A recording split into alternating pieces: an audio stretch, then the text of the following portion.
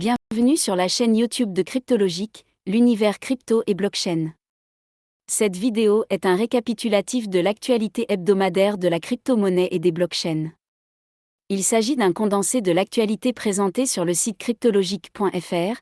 Je vous invite à suivre les liens dans le descriptif pour lire l'intégralité des articles. Semaine 18, du 2 au 8 mai 2022. Si cette vidéo vous intéresse, n'hésitez pas à vous abonner et activer la cloche pour recevoir toute l'actualité des crypto-monnaies. N'hésitez pas à liker également. J'aimerais faire évoluer ces présentations pour les rendre plus informatives et conviviales, alors surtout mettez des likes et abonnez-vous pour m'encourager à améliorer cette chaîne et son contenu.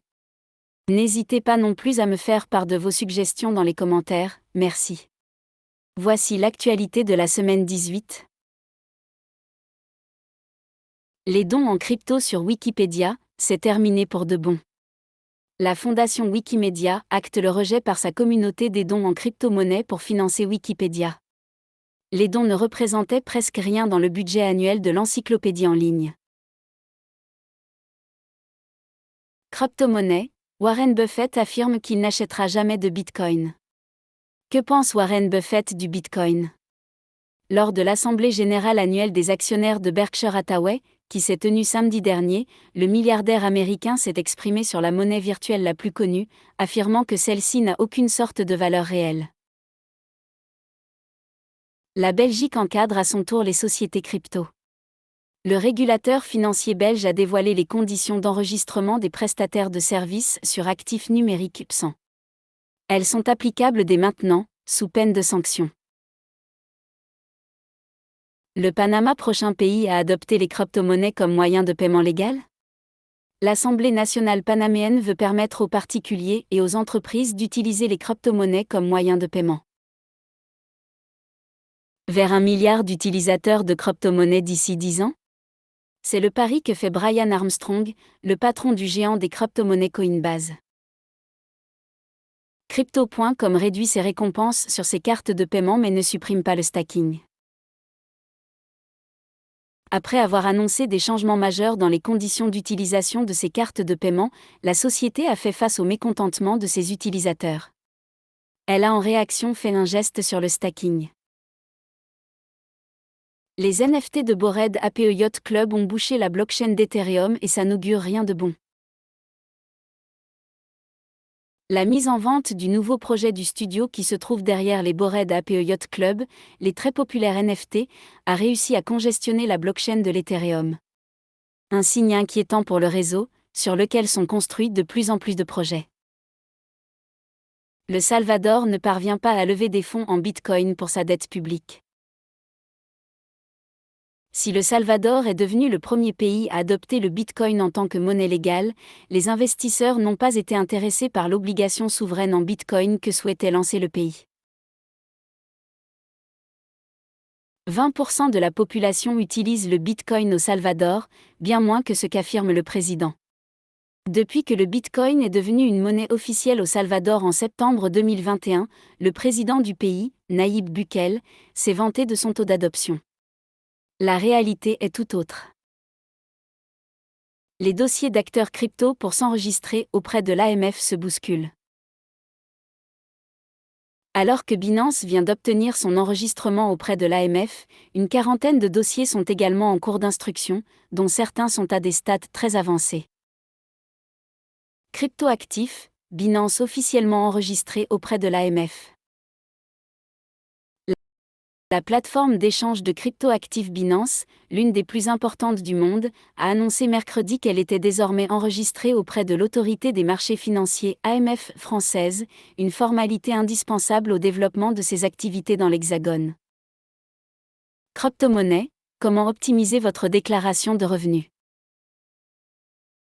Si vous avez engrangé l'an passé des gains en crypto-monnaie, vous devez déclarer vos plus-values récupérées en euros, soumises à la flat tax à 30%.